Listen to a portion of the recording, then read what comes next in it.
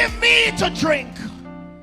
Give me to drink, give me to drink, give me to drink, give me to drink. My family is thirsty, God. Give me to drink. The nations need water. Make me a well. Make me a well. Make me that well. And give me to drink. Hallelujah. When she said, give me to drink, she said, Lord, I'm willing to be that well that will carry the water to the city. I will carry the water to the city.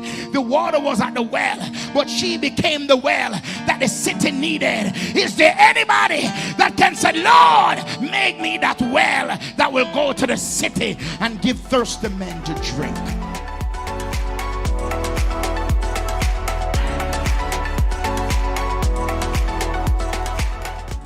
Hello and welcome to Community Worship Center, where the Word of God is the broken bread and the naked truth. Join us for our service already in progress. He's worthy, he's worthy, he's worthy, he's worthy, he's worthy. You may be seated, yes, in the presence of the Lord. Indeed, the Lord is to be praised. Amen. We salute the Holy Spirit, who is the head of our lives. We bless God for the Holy Ghost today. I want you to touch the person beside you and say, neighbor, whatever it is, let nothing steal your joy.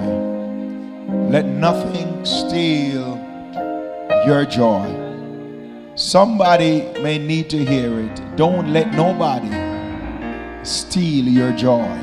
Amen. Let nobody steal your joy. The song that we opened with was, I will not be silent. I will always worship you. So tell the person, let nobody steal your joy. Amen. We just want to greet every one of you in your respectful places. Amen. We salute you, Bishop Reid. Bless God for you. Amen.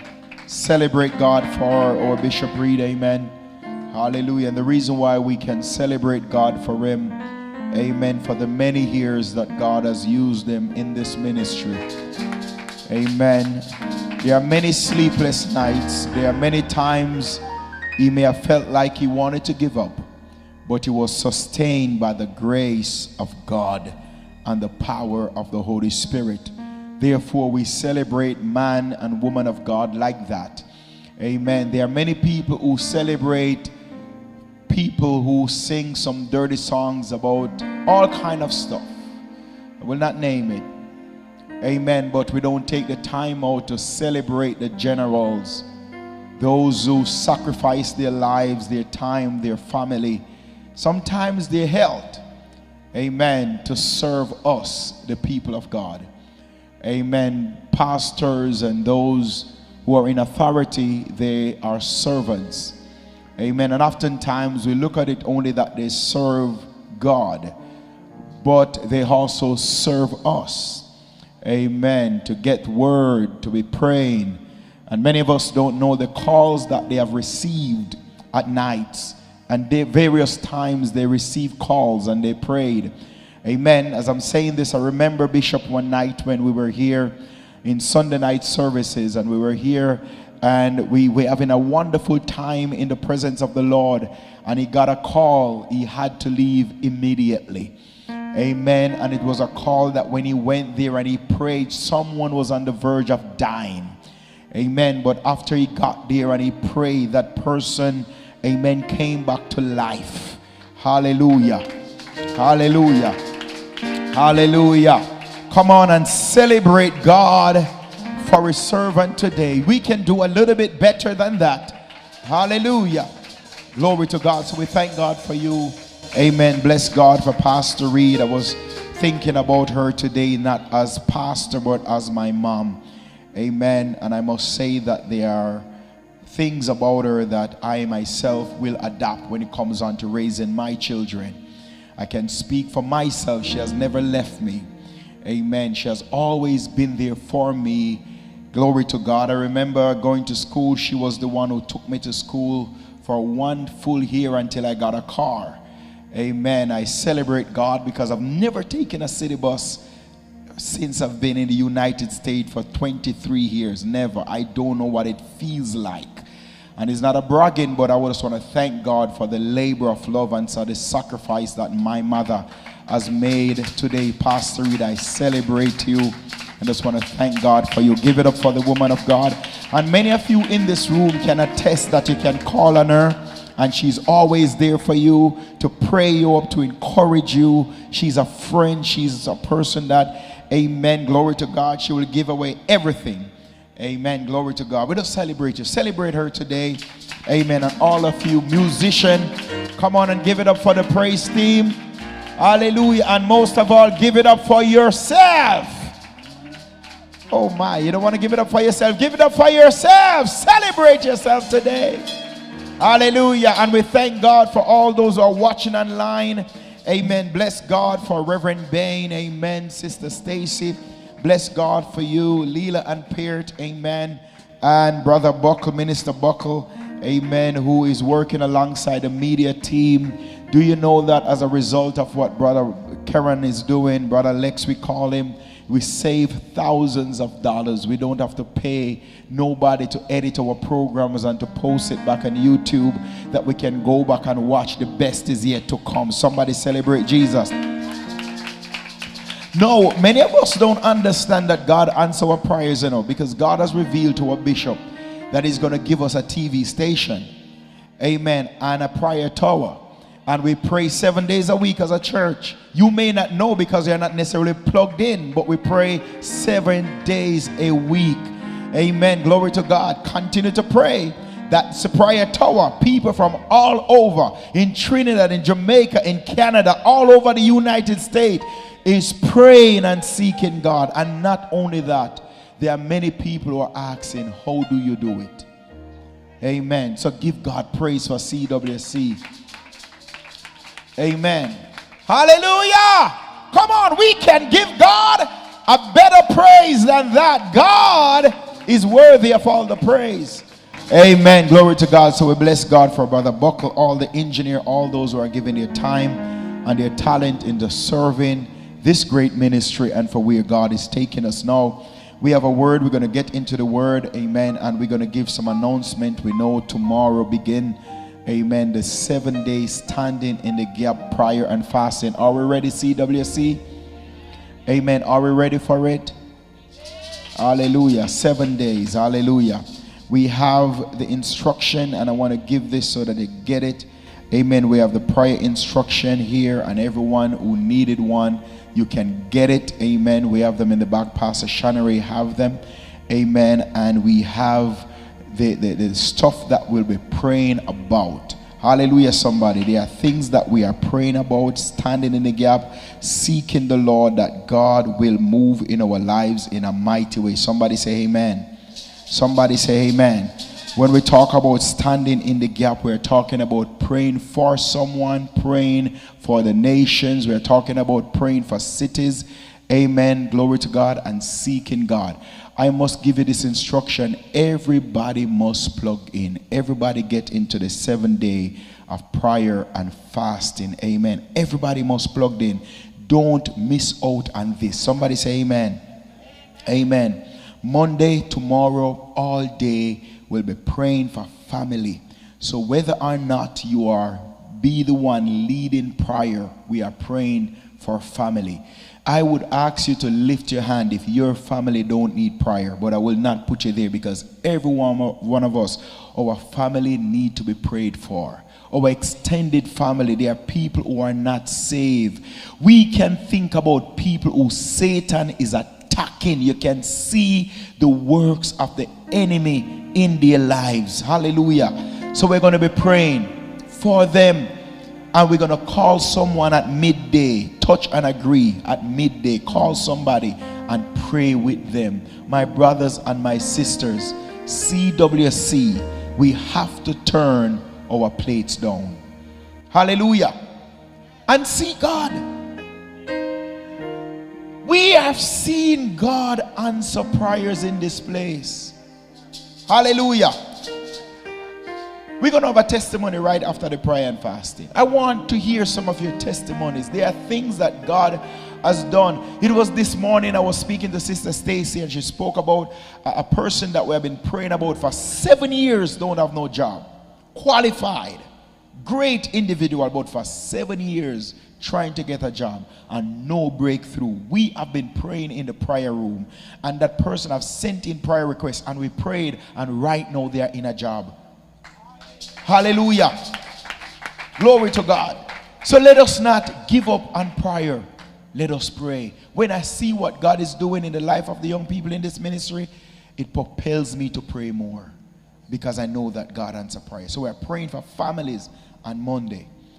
Tuesday will be prayer for restoration, and every one of you will be able to get the chart. I will not be going through all of the listing here, but I just want you to understand. And Tuesday we are praying for, Wednesday we'll be praying for healing. Healing. There are some people who may not have physical illness right now, or diseases, but there's somebody that we know. There's somebody in the hospital right now battling for life. There's somebody that the doctor given days or months to live, but God heal and he delivers. He said, I sent you my word and heal your disease. I am the Lord that heal. Somebody give him glory. For those who follow us in the prayer room, I am touched by a person named Sister Pat. I've seen her one time, I remember, but that woman, I heard about her, was a faithful servant in the ministry. Work hard. She would cook, and the food would be sold, and the money would be given to the church. And right now she's not doing well. So we are praying that God will raise her up. Hallelujah. Earth has no sorrow that heaven cannot cure. I want us to touch and agree. It calls standing in the gap. Amen. Amen. Hallelujah. And we're going to call the sicknesses by name.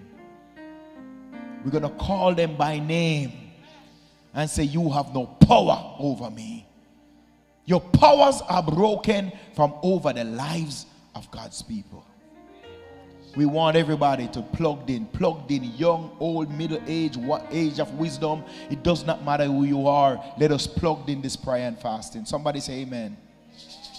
We're going to pray Thursday for spiritual gifts, for the fivefold ministry to be activated to do what God has put them in the church to do. Hallelujah. Many people undermine the gifts that God has given to the church. He said, I give it to edify. Amen. And there are people right now who are attacking real pastors who love God, prophets who love God, who love the people of God. But they are not the one who is on the forefront right now. Many of them are not the one that the people are listening to right now. We have to pray that those with the word and those who God has given a word for the nation, voices, will be heard. Somebody say, I am gifted, and my gift shall not die, but it shall go forth. Amen. We are praying for nations and leaders. There are countries right now, we don't even know some of the plans that are behind the scene. The election is coming up. We have to pray that people will not vote because of their feelings or color or nationality, but they will pray, they will vote because they get a download from God. The Bible talk about the sons, amen, who they heard the voice of God when it comes on, the sons of Issachar. Amen. When it's time for leaders, they know who God is putting in power and who God is raising up and who God is putting down. We have to pray that God give me wisdom. Hallelujah. We have to pray that God give me wisdom. And it does not matter. We have to pray for peace. The Bible said we should pray for the leaders of the land. You have to pray for the land that you are living in. How many of us pray for our country? How many of us pray for our city? How many of us pray for the leaders? So we're going to be lifting up them in prayer. Somebody say amen. Hallelujah. Glory to God. That is Friday and Saturdays. We are praying for provision and God's favor. Is there anybody that need provision today? Anybody? Anybody? I just need God to make a way. Do you know that many of us right now, if we have the provision that we need, would help some people, would help the church to be better. We would fund some missionaries who are going to different countries and different places to preach the gospel in rural areas that we will not go, but our money can reach. So let us pray for provision. I don't believe it is the will of God for no born-again believer to be working 2 jobs. No family time. No time to pray. When you're praying, you're falling asleep because your body is tired. He said, I've given you the power to get wealth. In other words, I've given you the knowledge. So we have to pray for revelation. God, what is it that is tied up in me? What is it that you have put in my hands like you have put in the hands of Moses? What is it that is in my hand to take my life forward? There are some things that need to be broken. We must pray. Especially when you see it coming down to your children. Hallelujah. So we must pray as a church. We're going to meet here Friday night. No, when we come Friday night, I must tell you, don't come and just chill. Come to pray. Come to pray. Not to sleep, but we have to go in warfare. Hallelujah. Hallelujah. Friday night we're going to be here at 7:30. We're not going to come to joke and play around. We're going to come to take what is rightfully ours. God told the children of Israel that I've given you the land of Canaan, but you have to go and possess it. He said you have to go and fight for it. They said giants are in the land, but you have to go in the land and you have to fight for your stuff. Don't think the devil gonna just let go and give it to you. You have to go and fight, because I know the authority and the power. You know, we have to get aggressive in the realm of the spirit, you know. We have to get aggressive. We have to get aggressive. We have to say, devil, I know my rights and I will not back down. I will stand up because I know what I'm carrying. Hallelujah. So Friday night we're going to be here. Glory to God. And Saturday night we're going to be here again. Praying 7:30 both night. It's 7 days of prayer and fasting. We're going to be in the Zoom room in the morning and the Zoom room in the night. Join us 6:30 a.m. in the morning. We are going to be there praying. Let me tell you, this is a time when prayer is going on. Even though you are in the comfort of your home or on the job or wherever you are, that's the time I want to challenge you. You move away from distractions. Move away from anything that would distract you. Get you some papers. You have it right here. You will get one and write down your thing that you want God to do in your life. For example, we're praying for families Monday. What do you want God to do in your family? Because the devils that are fighting my family is different from the devils that is fighting yours. So you have to know what you want God to do for your family. Sister Sophie, you have to know what you want God to do for your family. Amen. And you have to go before God and cry out to him and say, Lord, I need your help. The Bible talk about the woman with the pot of oil, that the enemy was coming, amen, to destroy your sons. And the Bible said she asked the prophet, I need help. Is there anybody that need help from God on the behalf of your family? Amen. So we're going to be praying. No, it is important. The food part is the problem. Amen. The food part is the problem. And many of us, we already have this down pat. We're not going to cheat the system this time. Because if you want blessings, you have to make a sacrifice. You have to be willing to give up something that you love. Who don't love food? Everybody loves food. Food tastes good. Amen. It tastes good. It tastes good, especially when it is cooked good. It tastes good. It tastes good. Amen. Especially the fast food have that addictive taste to it. Amen. But food tastes good. Social media is nice because there's always something that is being posted to get your attention. And there's always somebody that is in your ears talking to you on the phone. But guess what we're going to do? We're going to switch it. So Sister Shana, if you call me this week, be ready. We're going to pray before we go into the conversation. So at midday, at noonday, I want you to be ready because I'm going to call some of you. Now, I know some of you are a little bit timid, but call Bishop. Call Pastor. Amen? Call Reverend Bain, even though she's mourning the death of her brothers. Amen. That is physical. Her spirit man is still kicking, alive. Amen. And that is what she needs in this time prior. Amen. And I know she's listening right now, and I know she can tell you if we could hear her voice in the room, she would say, yes, call me and let us pray. Amen. Call Sister Walters and let us pray. Amen. Call Pastor Reid. Let us pray. Amen. You know what Pastor Reid have? She have plenty time. She retire. Plenty time. She is a retired citizen of the United States of America. Amen. So she have plenty time. And you never know. You may awake something in her because she's a mighty discerner. Amen. So when you call on her and the devils are messing with you, you may hear she start to call some spirits by name. And call out some people that is messing with you too. And tell them, leave the woman alone. Or leave that family alone. So guess what we're going to do? We're going to call on them. Amen.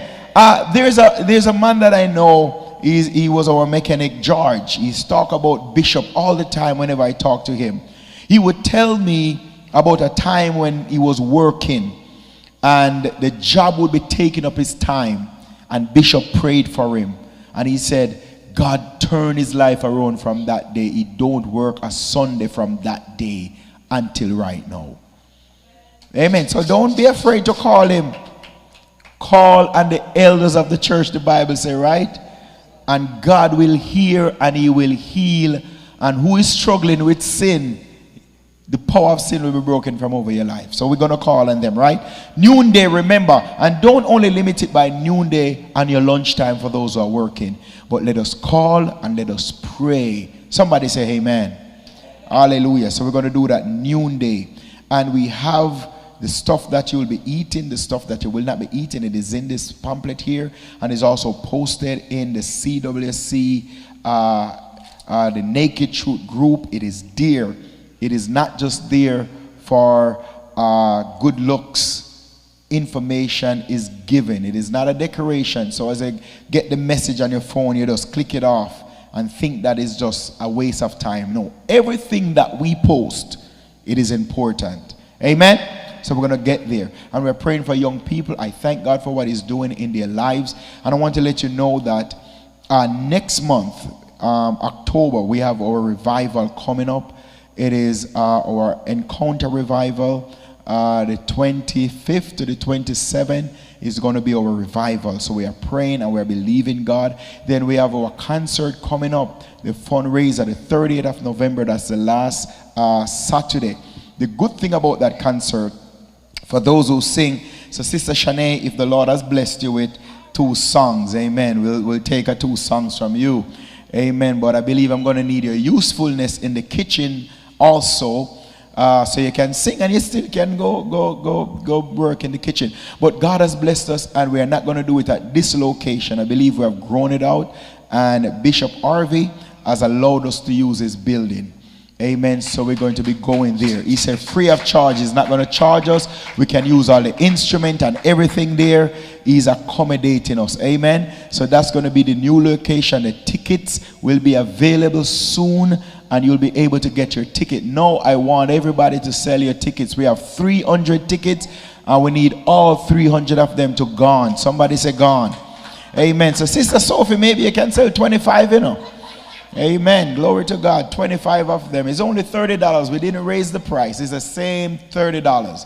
Amen. We don't want one to look at it and say, "Has so much money this?" No, $30. You can give $30 to the work of the Lord. Because guess what? We are believing God. Hear me, CWC. We are believing God that next year we'll have our own building. No, it's going to take some work. It's all good when we clap our hands. But we have to stretch it and we have to give people the tickets. Amen. We are all one. We are working together as one. We need some tickets to be sold. And not only that, think of ways. Ladies, get together. Amen. I keep forgetting to tell you, but ladies, get together. Put some fish fry together. Do some stuff. Get together. You can do it today, whenever. But the ladies meet. Take it out of the hands of the pastor. Amen. And come together and do your fundraiser. Do it. Amen. Because if you can come up with $10,000, you know, that's 10 plus what we're going to make in the concert. And some of you, God is going to move on your heart to give a 500 here or whatever it may be. Because what is happening, we're going to need money to get the building. You never know when we get that building what kind of work needed to be done in there. It's quite possible that none of these chairs can make it over there. We're going to need stuff. Amen? So let us get to work. Let us get to work. Let us get to work. Let us get to work. It is one thing. And not only that, we're going to get into the word, you know. Amen. The time is good. All right, we're going to get into the word. But I believe this is very important. And if I don't preach for the rest of the day, it is okay. But hear me today. If we cannot manage and take care of this, what we going to do when the bigger one come? Amen. If we cannot ensure that the parking lot for this one is clean and neat, what we going to do when the big one come? So we need everybody. Thank you, Sister Shana. Amen. Who make it her business. Let me tell you, there are Sunday mornings when I come in and open the door, it smells fresh. The freshness hit me the first thing. So we are going in a good direction. But everybody need to get in line to get it over with. Amen. To go to another level. Those want all hands on deck. So let us plan, amen, the different things we can do. Amen. I like to give away. I boil those porridge, I give it away. I like to give away. I always give away. Amen. Glory to God. Sister Jocelyn always say, Pastor, you give it away. I always give away. Amen. So I'm not the best person to be involved in none of these stuff. Just come together, ladies. You know, when powerful ladies come together, powerful things happen. It doesn't matter what they come together to do, you know. Powerful things happen. Amen. Hallelujah. So I thank God for all the women of CWC. Come together and let us get the church. Amen. Buy the church. Let us buy the church. Amen. Good woman, when you catch them, you know, they get great things to happen. If you don't have a house, get a good woman. If you don't have a car, get you a good woman. Hallelujah. They will get it with you and for you. Hallelujah. So, women of CWC, we need a church. Yes. Hallelujah. Nothing like a good woman around. The neighbor, he talk about the woman Jezebel, she do crazy. But he said he need a vineyard, and Jezebel said, okay, no problem, I'll get it for you. Hallelujah. Don't make your head hurt you. I'll get it for you. Amen. But we're not going to go that way. But I'm just saying, woman, when they set their mind for something, may the Lord help the city. So CWC women, we have the women of wisdom, and we also have young, vibrant women in this ministry. Let us get the church. Let us get the church bus. We can do it. Amen. Let us do it. Give God praise in this place. I like where I'm at now because then I can teach, preach. Amen. Father, in the name of Jesus, I thank you for this word. Bless us, Lord, that we may hear your voice. Give us revelation and inspiration. Cause us to hear what the Spirit and the bride is saying. In Christ's name. Somebody clap your hands for Jesus and give him praise. Hallelujah. Look at your neighbor and say, neighbor, let's go get the church. Hallelujah. And we didn't do the welcome yet. Amen. That is important in CWC. Can we just hug the person beside us? Just hug the person beside you. Just hug them. And you have to smile. If you play with it, I'll leave everybody to get up. Amen. Smile and tell them you love them. And while you're telling them that, just tell them, let's go get the church. Amen. Let's go get the church. Let's go get the church. It's good. Amen. For those who are watching us, we welcome you. You can see the names of who are saying something. Welcome them. Call their name. Amen. And just say something to them. Glory to God. Amen. I love this church. I love the ministry. Bless you, Sister Noreen. Bless you. Amen. Glory to God. My sister right here. Bless you. Hallelujah. Bless you. Good to see you. Amen. Good to see you. Good to see you. And more will be coming. The best is yet to come. Somebody say amen. Hallelujah. The best is yet to come. The best is yet to come. Now, we're on the part of we're dealing with kingdom pursuit, going deeper in God. I want to turn our Bibles to the book of St. Matthew, chapter 5. And it is a great text that I believe that we are able to pull from. Welcome all our online viewers, wherever you are watching us from. We want to give God thanks and praise for you. Oftentimes I say it is a great responsibility to take one word and preach to thousands of people. Amen. But God in his awesomeness, he's able, amen, to speak to us through his words.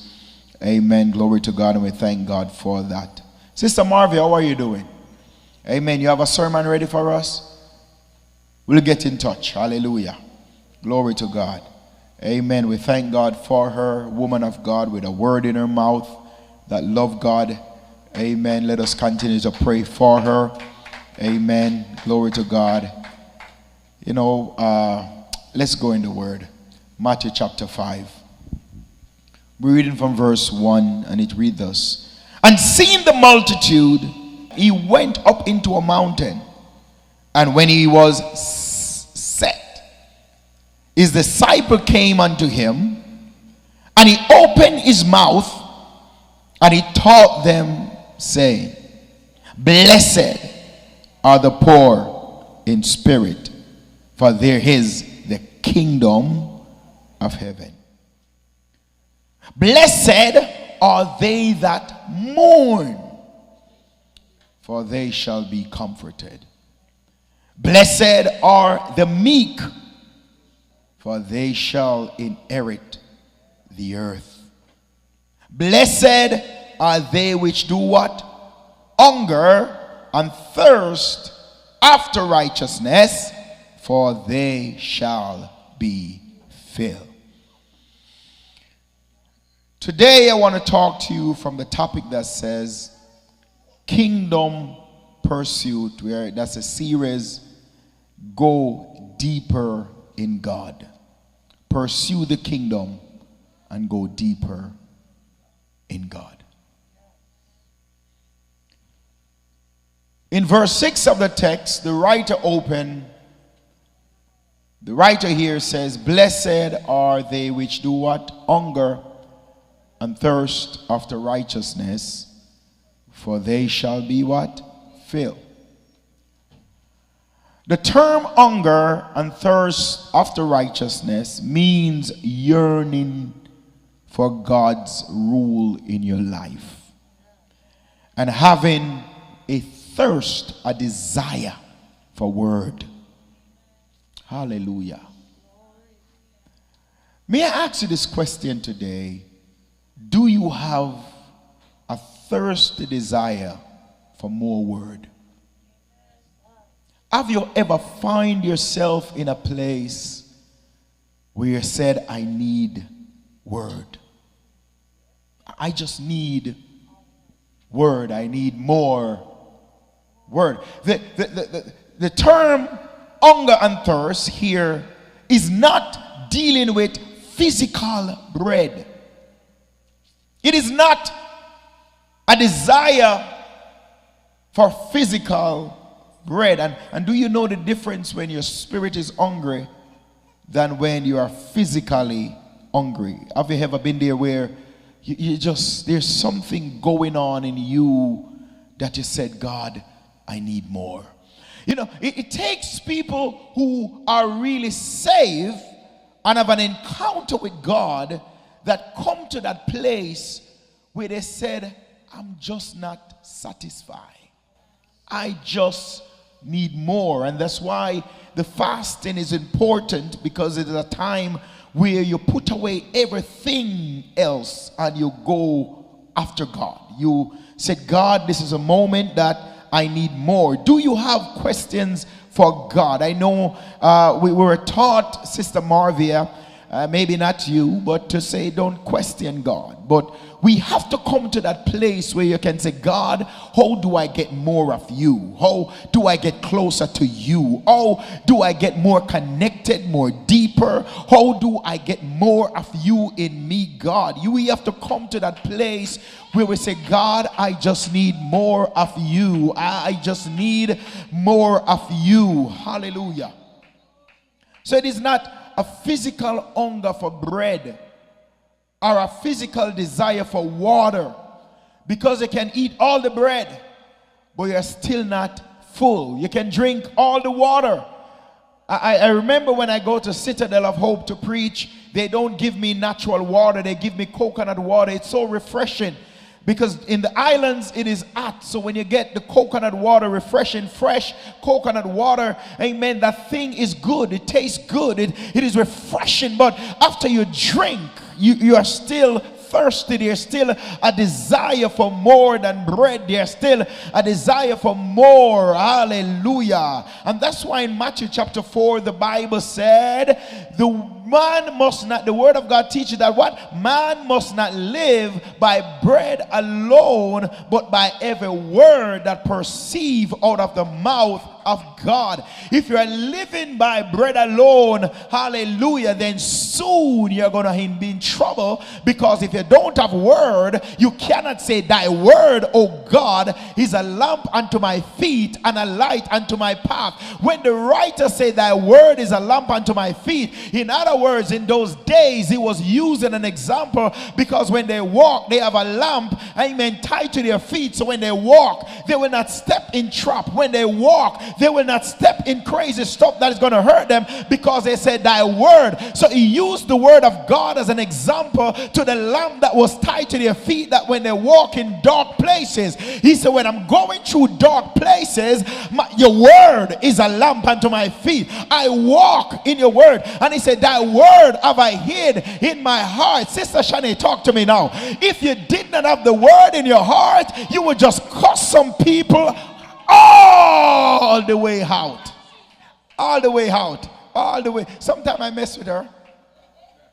I mess with her. And he said, thank God I have Jesus in my heart, because there are times when we have to have the word of God in us. We need the word. Hallelujah. And we need the word. There's something about the word. Is there anybody in the room that have ever experienced the word of God? I mean, not just read the scriptures, not just opening a Bible and read it, but I mean, when you read the word, you get revelation. When you read the word, God talk to you. When you read the word, he bring it back to your heart. Hallelujah. And it is so comforting. Say, Lord, give me a word. So he said, man shall not live by bread alone. The word hunger and thirst means hunger. It is a metaphor that is mean a urgent pursuit for God and righteousness. A urgent. I can't chill. I can't put it off. I can't wait. We can't delay it. We just have to go after God. Hallelujah. We just have to go after him. I can't put it off. Somebody look at your neighbor and say, don't put it off. Don't put it off. Don't put it off. The devil will tell you all the reason why you have to wait, or you have to get some things together. But God said, don't put it off. Just go after righteousness. I just want more of God. Righteousness is an attribute of God that means rightness. Not our righteousness, because we like to cook up our own stuff, Nobody wicked and bad and wicked like church people, Hallelujah. Oh, yes. Oftentimes in my own little conversation, I say, if you want it dead, go to church. Yes, they will kill you in church in the name of righteousness. Oh, man. Them thief. But if they see you stealing, they'll kill you and pick your pocket same time while they are killing you. And that's why Jesus said, any one of you that think you're right, cast the first stone. So people bring stone to church. And they call this one for Sister Walters.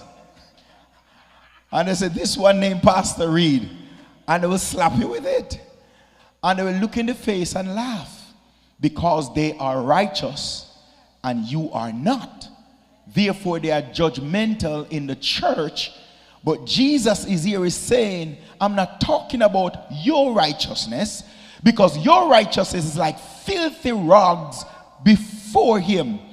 Ah, Lord Jesus Christ. And if you understand what the Bible is saying, hallelujah, he's just talking right standing, rightness before God. I'm not going to allow myself to go too crazy, amen. Doing right. Are you doing right? When he said, blessed are they with who hunger and thirst after righteousness, he's saying those who desire rightness, those who go after doing the right thing, those who which have a desire, amen, to do that which is you do the right thing, both positionally and personally right. That means when nobody's watching you, you are doing the right thing. It means when you're in the crowd, you are doing the right thing. And personally, in your own self, nobody's a better judge of yourself than you. Because nobody know you but you and God. You could live with, how long you married now, Pastor Reid? 27 years. So I was a boy. Amen. Face smooth like butter. 27 years. But even though she has been married for 27 years, she's still learning about her husband, and her husband is still learning about her. That means nobody know it all but God. And each day we are learning more about ourselves, and we must be learning about ourselves, but that happens when we go after God. Somebody say, go after him. Ask your neighbor, have you been pursuing God? That's a tough question. That's a tough question, Pastor. CWC, have positioned yourself to pursue God? We can all confess that we're pursuing everything but least of God. Well, you don't believe me? Look how you spend your day. How much minute out of your day you really pursue God? I mean, we go through the day and we are busy. And listen, Father, I thank you for taking me to work. Thank you for waking me up, and we gone.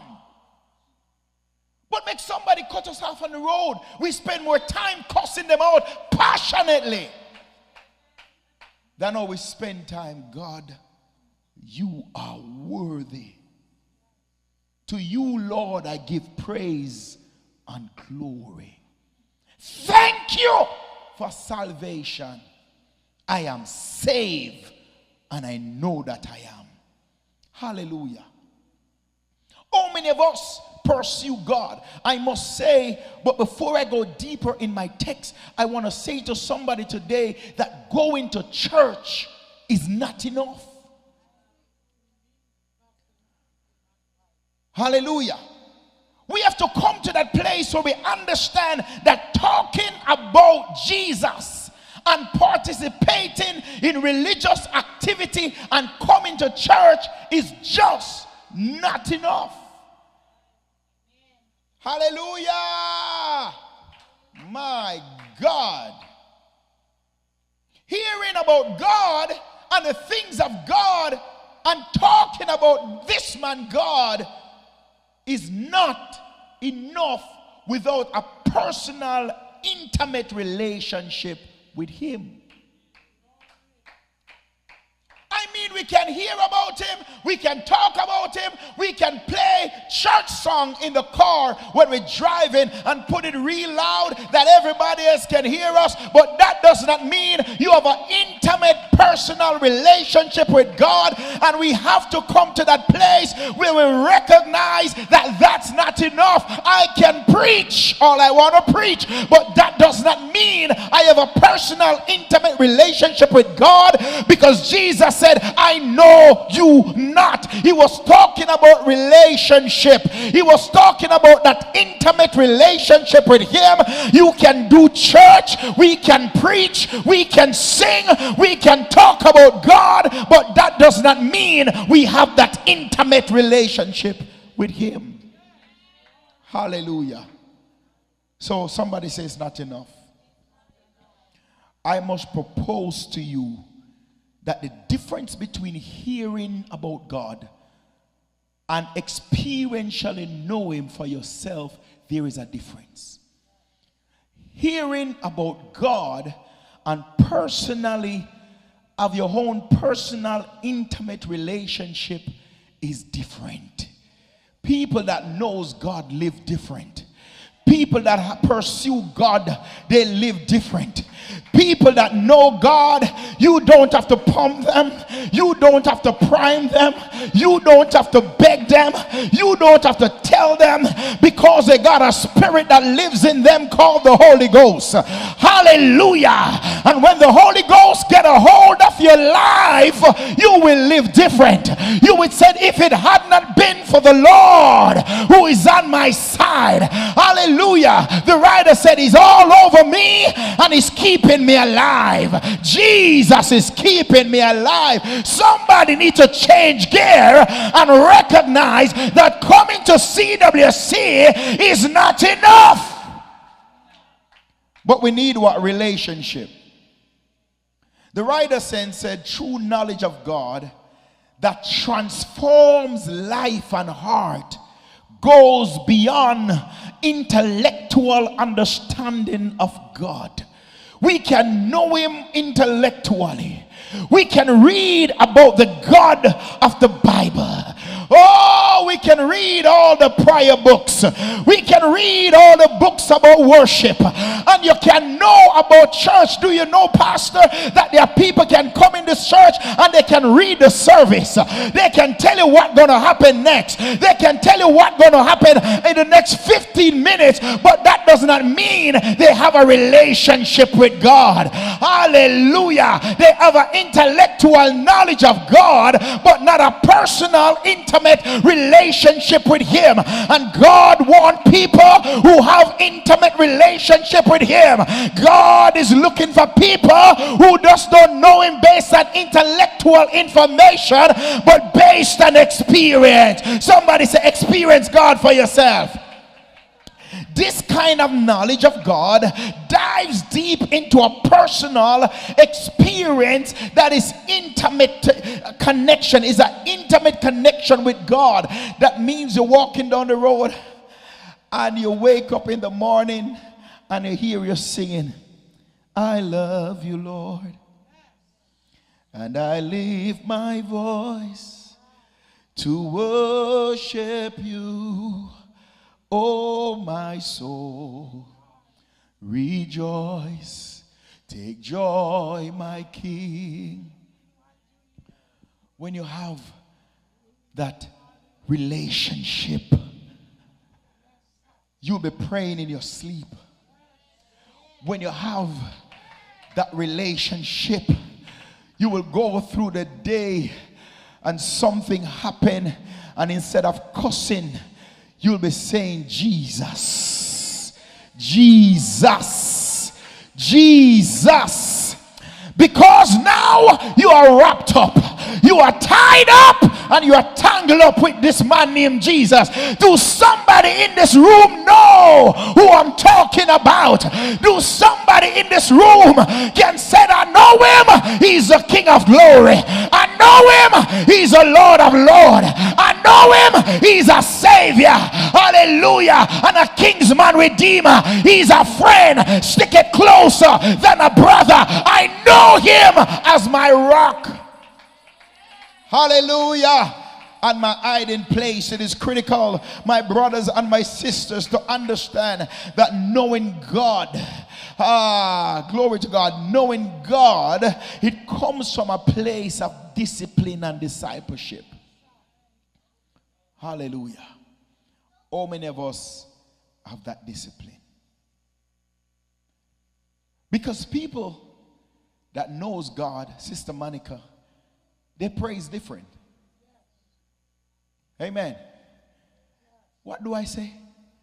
People that know God experientially for themselves, they praise different.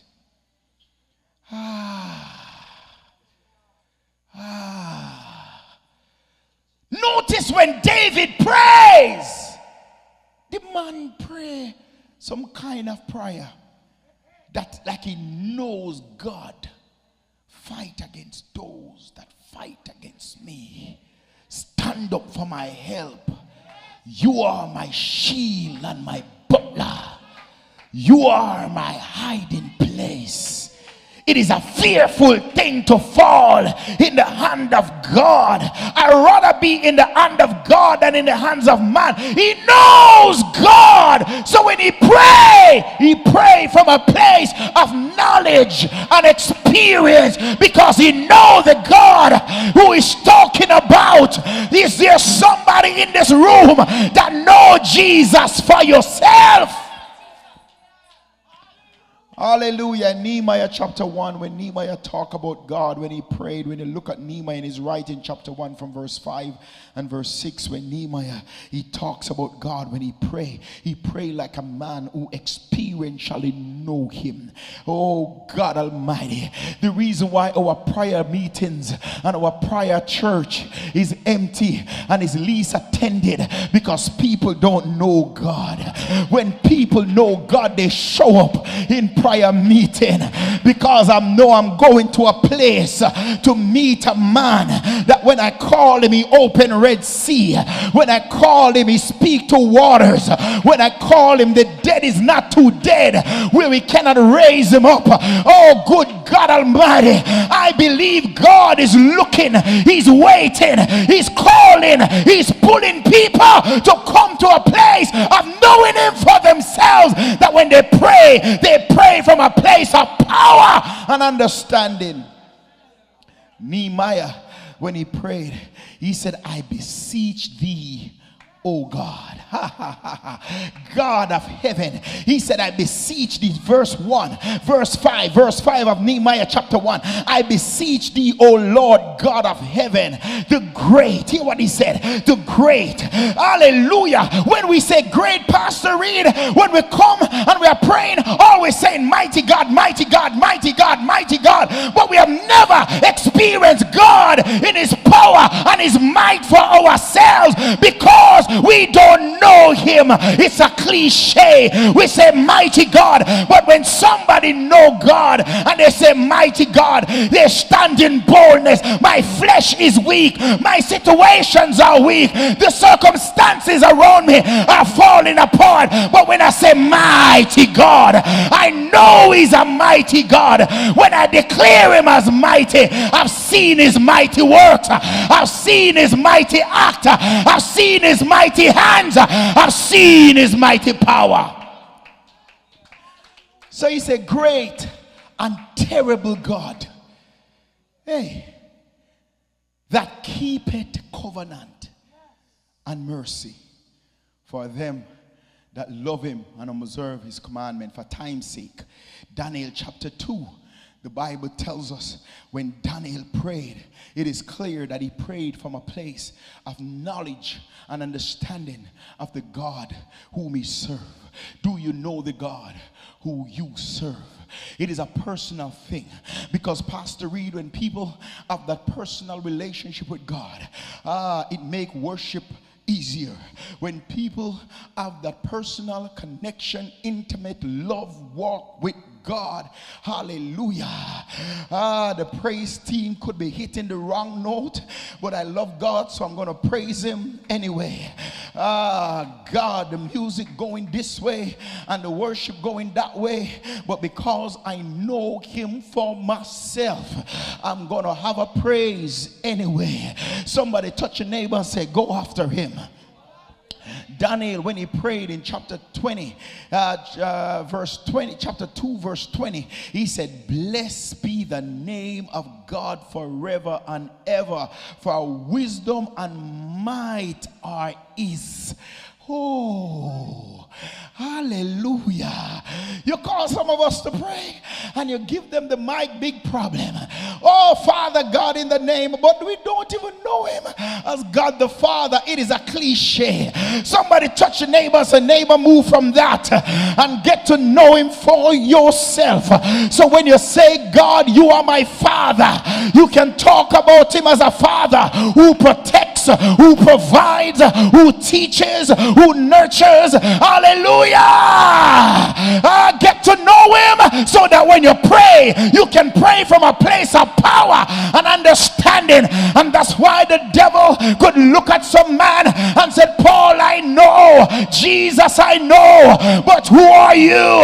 Have you been in the holies of holies? Have you gone into the presence of God so he can endue you with power? Do you know why the next generation can't pray? Because the elders has moved away from the altars. We are not praying anymore. So a next generation, they go to TikTok, they go to social media, and they are filled with all kind of things. But where is a church that spend time in the presence of God?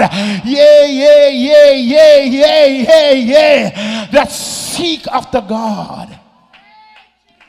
He called him the God who is forever and ever, who changeth time and season. In other words, Daniel was saying in verse 21, he said, you and I can change the time and the clock, but God is the one who changed time and season. Oh, good God Almighty. And he said he removed kings. Oh, do you know that God? Hallelujah. Do you know that God who said, King, come down, and he moved them out of place, and he said, King, I want you to go up. Can God use your prayer and put in a king and take one out? Can God use your prayer as a channel for deliverance and change in your nation? Hallelujah. Who giveth wisdom to the wise and knowledge to them that have understanding. When we look at the evil boys, the Bible talk about them who, when the king, Sister Morvia, set up an image of himself. Did you know that Nebuchadnezzar, the image that he built, was one of himself? Because he said, I am God. Because I have conquered so many nations, and kings came and joined to me because they fear for their lives. Men of power fear for their lives because of what Nebuchadnezzar was doing. But somebody who know God, that my father told me he parted the Red Sea. My fathers told me he provide manna in the wilderness. My fathers told me, hallelujah, he said, where I see the blood, I will pass over. I know about that God, and I have a personal relationship with him. And they look at the king and they said, I know you can kill me. I know one word can take my life, but I am careful, king, to answer you in this matter. The God that I serve, the God that I know, the God that I live for, I will not bow to you, but I will bow to him. He is my source, he is my defense. And king, if you kill me, I'm delivered. And if you don't kill me, I'm still delivered. Do you know why we bow? We don't know God. You know why we give up? We don't know him. You know why we walk away? We don't know him. People that know their God, the Bible said, will be strong and do great exploit. People that know their God, they will stand up and wait for deliverance. People that know their God, they know will fight their battles.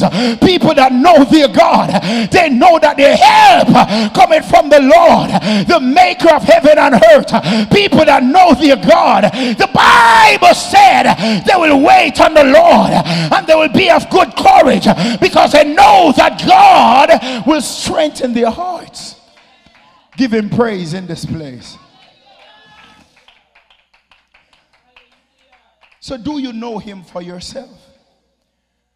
Amen. And one day, Jesus went to church. He went to church. Come to CWC, Jesus. Jesus went to church one day, and the 12 men was there. And he said, tell me what people are saying about me. They said, well, they say you're John the Baptist.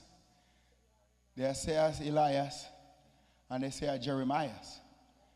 In other words, they saw similarity in Jesus that they saw in Jeremiah, in Isaiah, and in Elijah. They said we see similarities. And Jesus said, okay, the people are seeing something, but who do you say that I am? No, Peter, who is a curious man, tap in the realm of the Spirit. The Holy Ghost gave him a download and said, the man who asks you that question, he is Jesus, the Son of the living God. When he declared it, Jesus looked at him and said, flesh and blood did not give you that revelation. Oh, what we need, CWC, is a revelation.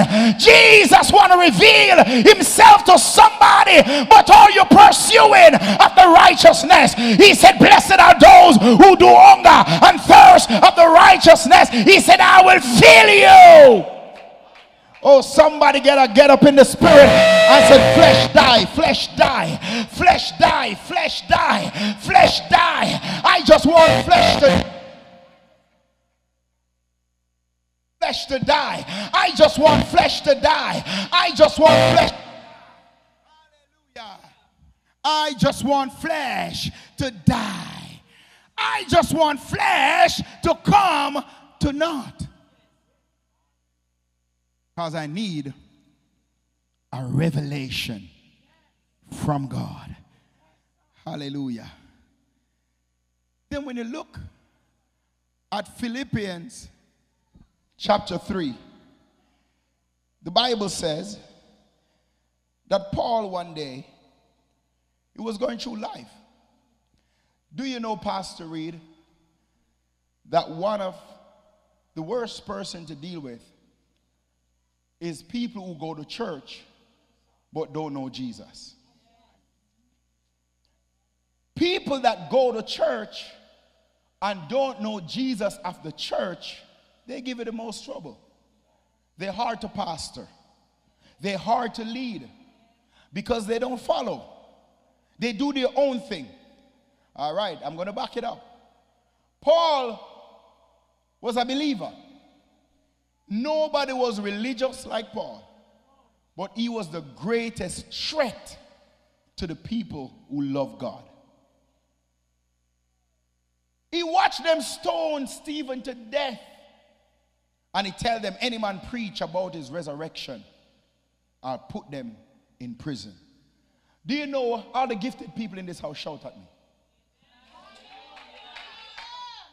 Every person that is gifted in this room and under the ear of my voice, you are going under attack.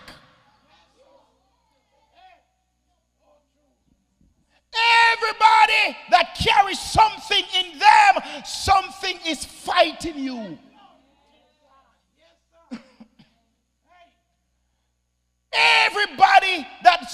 something is on your life, there is a devil that is attacking you day and night.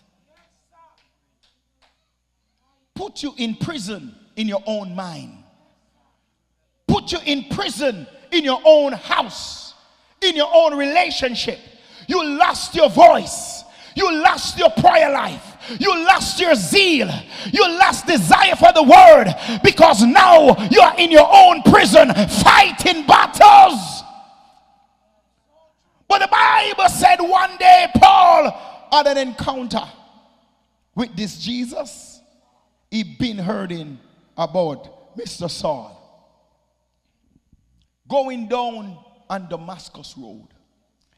And some of you are planning a trip that God did not sanction it. Some of us may be planning to go places that God don't want you to go. But I'm glad that there is a Holy Ghost. Oh, he know how to mash up the plans of man. That's why the church need the Holy Ghost. I know we got the music. I know we got good singers. I know we got good preachers. I know we got the offering ready. But what we really need is the Holy Ghost. Because the Bible said Paul was going down Damascus Road. Hallelujah to Jesus. To mess with the church of Jesus Christ. But he did not remember when God told Peter that Peter, upon this rock, upon a revelation of who Jesus is, I will build my church. And he said the gates of hell shall not prevail against it. And the Bible says while he was going down Damascus Road riding on his donkey, the Holy Ghost met him along the way, and he saw a bright light, and the light was so bright it blinded him physically, but it opened his eyes spiritually, because when he was dropped off the horse he said, Jesus, because the Lord said, Paul, Saul, Saul, why are you troubling me? Somebody look at your neighbor and say, neighbor, don't trouble the church. Don't you mess with the church, because the Holy Ghost will stand up for our help. Hallelujah. And when the Holy Ghost is moving, he comes with bright light. When the Holy Ghost is moving, he comes with conviction. When the Holy Ghost is moving, he comes with revelation. When the Holy Ghost is moving, he comes with fulfillment. There is a power that comes through the Holy Ghost. Hallelujah. Hallelujah. And he said, Jesus, what will you have me to do? Paul started to preach after his conversion. Blind eyes pop open. He revealed to the church the warfare that we are in. He tells the church that the weapons of our warfare are not carnal, because we wrestle not against who was doing that, Paul, the converted man. What we need, Pastor Reid, is people who is converted. The church full of church folks, but not much converted people. When man is converted, their language will change. And one day in Philippians chapter 3 verse 10, Paul said, that I may know him in the power of his resurrection, and in his suffering I want to know him. He said, I want to know Jesus. He said, I know how much money I have in my account, like many of us, but I want to know Jesus. I know what I'm going to wear to work tomorrow, but I want to know Jesus. Hallelujah. I know about my husband, but I want to know Jesus. I know about my wife, but I want to know Jesus. I know which church I go to, but I see anybody ever prayed before you come to church and said, God, give me revelation? Have you ever prayed and said, God, don't let me go to church without I get a revelation? Is there somebody? Hallelujah. We just want some folks to get radical in the spirit. I say, God, we are a small space, but you're a big God. Show up in this place, oh God. Show up in your power and show us your glory. My brothers and my sisters, our greatest desire and prayer right now should be, Lord, help me to know you. Lord, help me to know you. I will not mess with those who are not married.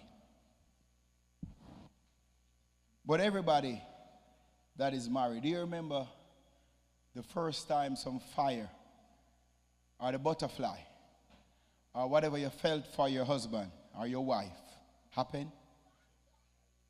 Pastor Reid, you remember the first time you look at Sir Reid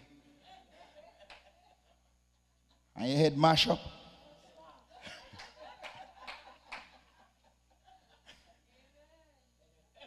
Hallelujah. Esther, why you doing your face like that? Yes. Hey, yeah, head mash up, Bishop. Mash up. Bad when she look at you. Amen. Her heart skip a beat. But after that, Pastor Reid, Bishop said Pastor Reid had gone and can't come back. Glory.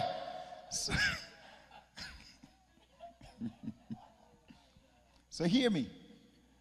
Know that feelings that was birthed in Pastor Reid, for Sir Reid, she have to build on it. She have to now start to pursue him to build that relationship. And even when Bishop Reid first, or whosoever first make the move, they have to now pursue each other. Pastor Reid have to pull out of the memory box and remember that them say if you want your man to be strong, you have to give him some carrot juice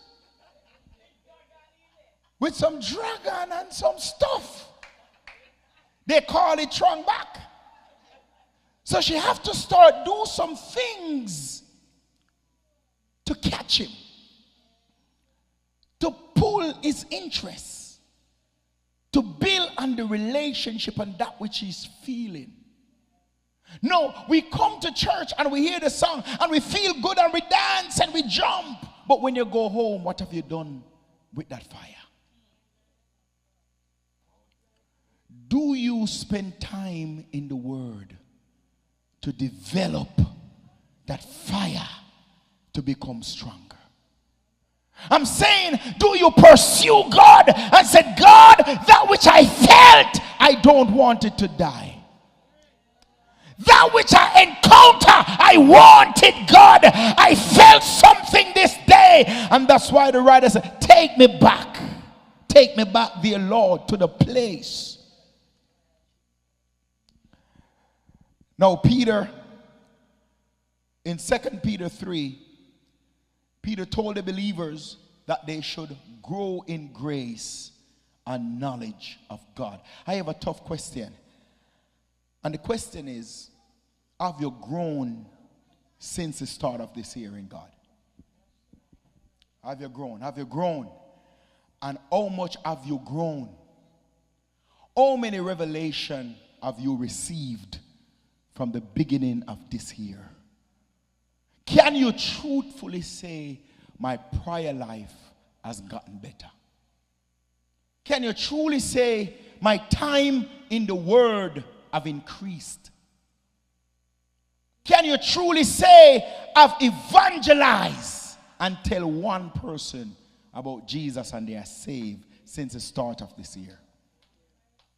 Can you say the church that I'm a part of is growing as a result of me? No, everybody have to ask those questions. And Peter said what? Grow in grace and in knowledge of God. Are you growing in your knowledge of God? In other words, are you growing? Are you learning? Are you developing? Are you getting revelation and download about God? Hallelujah. When Jesus Christ prayed in John chapter 17 and verse 3, he prayed and said, Lord, that they may only know the true and living God. He called upon his Father and he said, Lord, I want Sister Walters to know you as the true, the only true and living God. He prayed for the believers.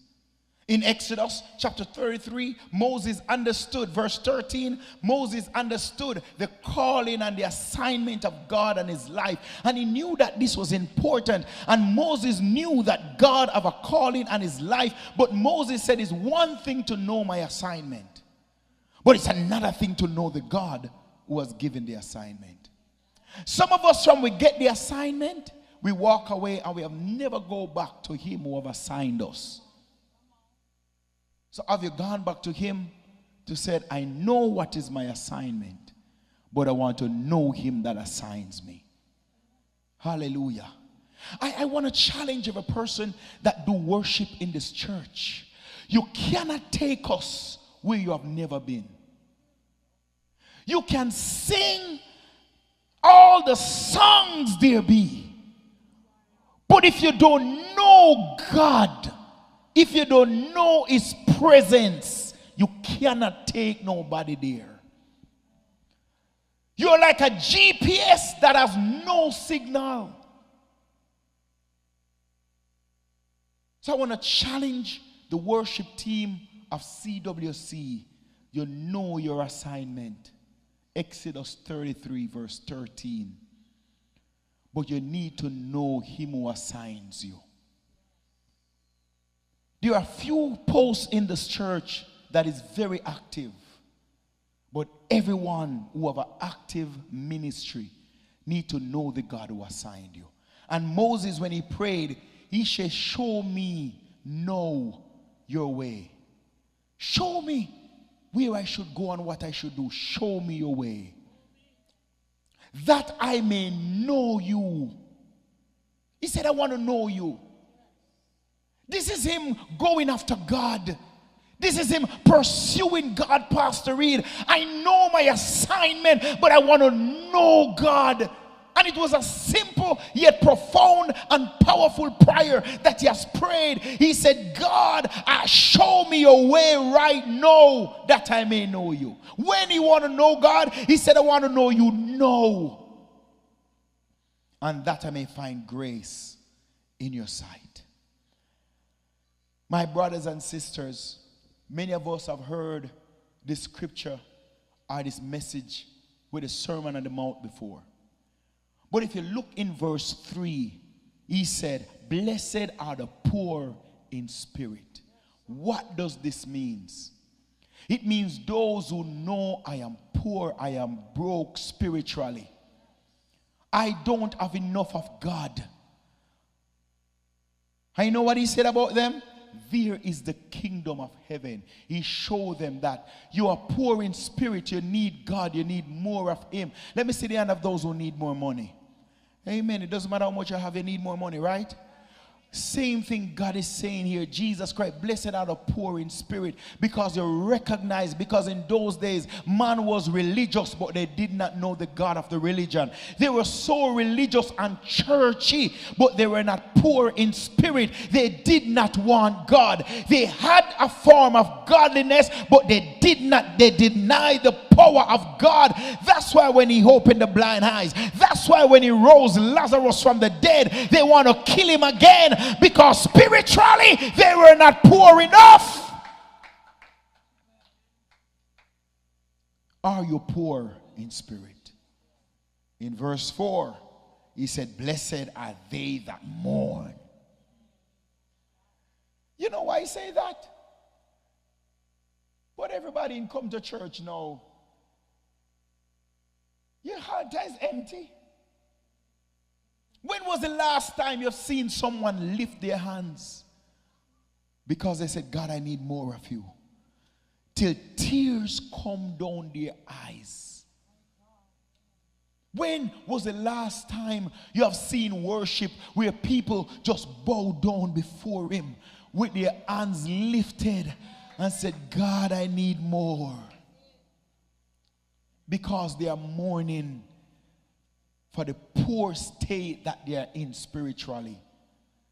You recognize your poverty-stricken self spiritually, and it calls you to mourn.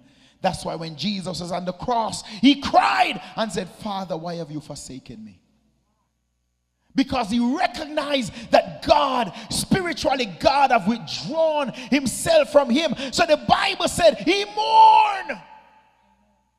And when we look at our poor state in God, it should put us to a place where we cry before him and say, God, I'm desperate for more of you.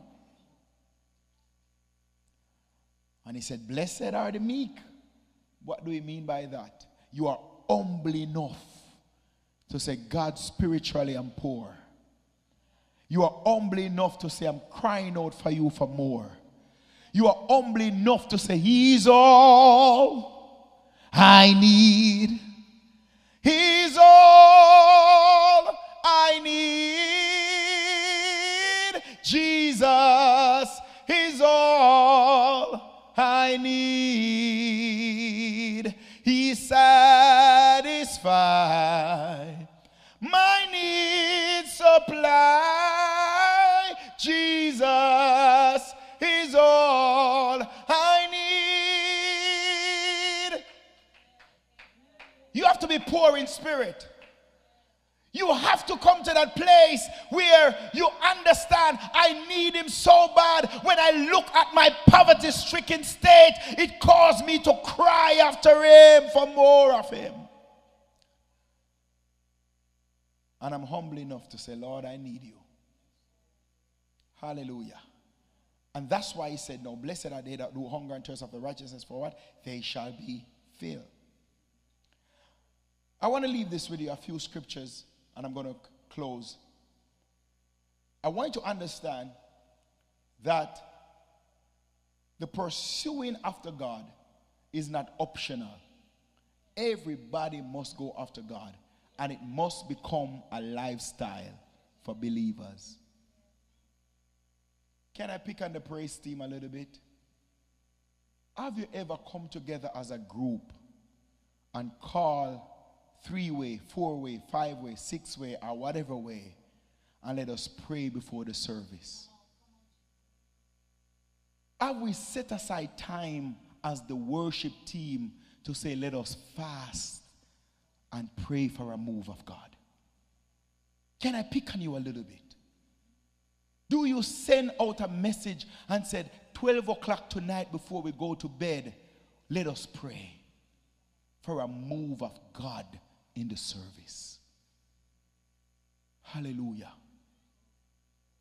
Hallelujah. Hallelujah. God want to do something, but he said, I'm looking for people who will hunger and thirst after righteousness, for they shall be filled. So, it is not optional. Somebody says it's not optional. I'm bringing to a close. It is not a one-time event. Sister Morvia, the hunger and thirst after God, it is not a one-time event where we jump into the fasting and we pray, and then after the fasting finish, we go back to what we used to do. It is a continuous going after God. It is a continuous, God, I need more of you. Why do you keep on going after the jerk chicken that everything nice make? Because the jerk chicken did something to you that you always want more. Sister Jocelyn, she loved the honey ginger salmon, and every opportunity she gets, she will take it because it did something to her. So that's why when you come into the house of God and you experience a mighty move of God, it should push you to want more. Somebody say want more. It is Paul in Philippians chapter 3. He said, I never look at myself as a believer who have arrived. Pastor Reid, I remember years ago we talk about the revelation that Paul got. Hallelujah. When he said he went up into the heavens and God revealed some things to him. Hallelujah. And he said things that I cannot utter. But that same Paul, after he got the revelation, he said, God, I just need more of you. There is no human being that can have an encounter with God and your life remain the same. Somebody look at your neighbor and say, neighbor, don't backslide. You need to go more in prayer. Somebody talk to me. Tell your neighbor, God is calling you to pray more. Oh, good God of my salvation. I'm going to bring this thing to a close right now. In Isaiah 55, he said, everyone that hunger and thirst, he said, I want you to come. There is a divine invitation that is given to CWC right now. There is a divine invitation that is given to every person under the hearing of my voice. And the Lord is saying that we need to die to our own desires.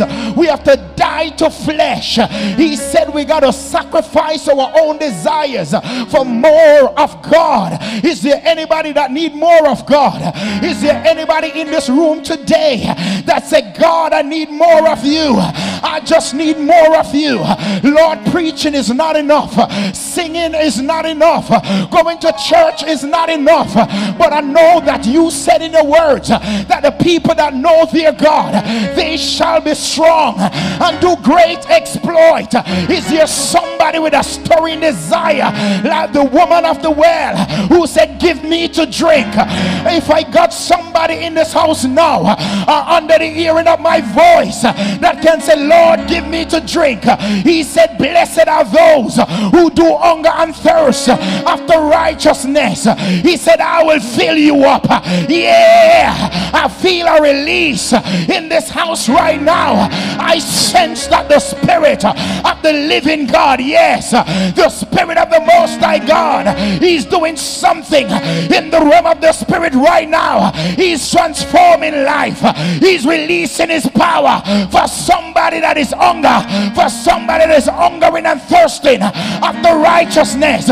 He said, out of your belly shall flow rivers of living water. Is there somebody that is tired of the ordinary right now? The Bible said, oh, to everyone that thirsts, He said, come to the water.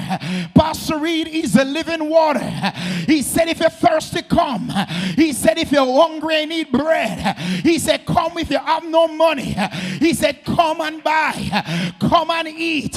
He said, yea, buy wine and milk without money and without price. In Revelation 22 and verse 17, He is the Spirit and the bride. It's a spirit call. It is a Holy Ghost call. It is a power call. He said the Spirit and the bride say, come. Somebody touch your neighbor and say, neighbor, I'm going after God. So I want you to come. Somebody in this room, God is calling you. He said, come up higher. He looked at John the Baptist and he said, come up higher. Come up a little bit higher.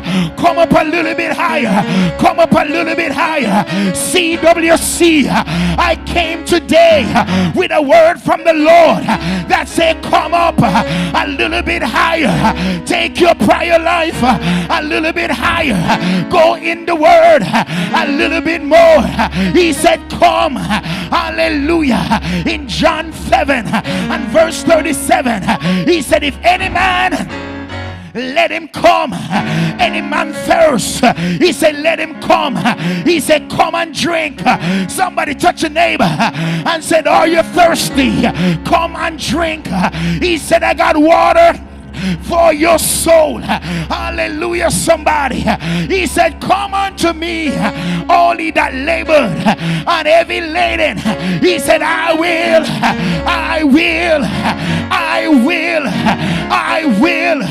I here to tell somebody, the devil is fighting your prior life. He's fighting your gifts. He's fighting your abilities. He's trying to stop you. He don't want you to make it. But I heard the Lord says it's time to get up and go after the things of God. He said, blessed are those who do hunger and thirst. I feel like preaching in this place today. I stop by here to tell somebody in the Holy Ghost, shake yourself, get up from the gate. The leprous man says, if we sit here, we are gonna die. If we go in the city, we are gonna die. We're gonna get up and pursue God. Go after him and he will bless you. Go after him and he will raise you up. Go after him and he will fill you up. There is power in the name of Jesus. Somebody say, Lord, I need the power. Somebody say, Lord, give me the power. Lord, give me the power. I wish to God I got a church today of somebody who understands that there is more to God than coming to church. There is more to God. There is miracle. There is signs. There is salvation. And if somebody is hungry enough, if you are thirsty enough, he said, I will fill you. I will fill your life. I will fill your soul. I will fill your spirit. I will fill you up. Is there anybody that is just desperate for more of God? Is there somebody that need more of God? Is there somebody that said, Lord, enlarge my territory, enlarge my border, take me higher in you, Lord? Shout glory, shout glory, shout glory, shout glory. I know I gotta close. I know I need to close. But I'm here to tell somebody, it's your time to be filled. If you hunger after him, it's your time. It's your season. It's your moment. It is your moment. It is your moment. It is your moment. It is your moment. Hallelujah. Hallelujah. Hallelujah. Hallelujah. Hallelujah. Lord, I need more. Lord, I need more. Lord, I need more. Lord, I need more.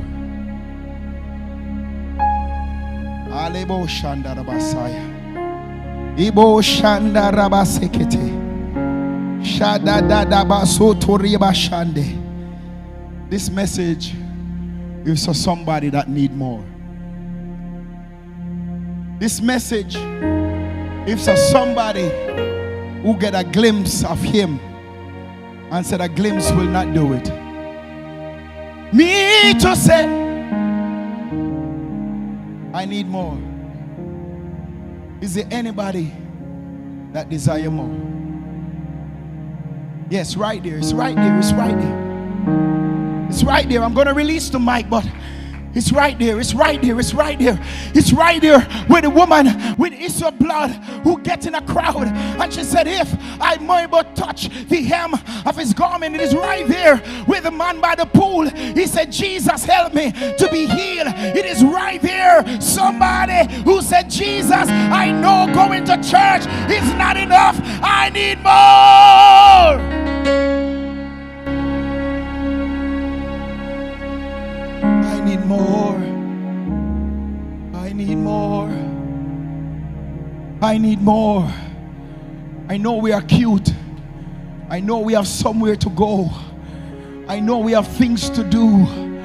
I know we have our own agenda and our own lives. But life means nothing without Christ in it. We are powerless without Jesus. We are empty without him. We are light, not an heavy weight without Jesus. Would somebody call his name in this room? Abashaba selebo shamba rabasata bahaya ribando shande baba sando rabashada bahaya. I know some of us are waiting for our feelings, but it is not our feelings. It is just that desperation of just saying, Lord, I just need more. I just need more. Yes, somebody that is watching right now, you are getting it. The Lord said he will fill you. If you can just open up your mouth and just say, Lord, I need more. Is that your declaration today? Just say, Lord, I need more. Lord, I need more. Lord, I'm tired of the same old. I'm tired of doing the same thing. I'm tired of seeing the same thing. I'm tired of experiencing the same thing. Lord, I need more. Do I got a witness? I'm releasing this mic, but I want to release it. I want to challenge you. I want to trouble you. Get somebody, get everybody, just open up your mouth and just say, Lord, give me more. More for the journey, more for the assignment, more for the battles, more for the devils I gotta fight. I need more of you in my soul. I need more of you in CWC. Lord, send more. Lord, give more. Break every chain, break every fetters, break a Messiah, break every yoke. Oh God, give me more.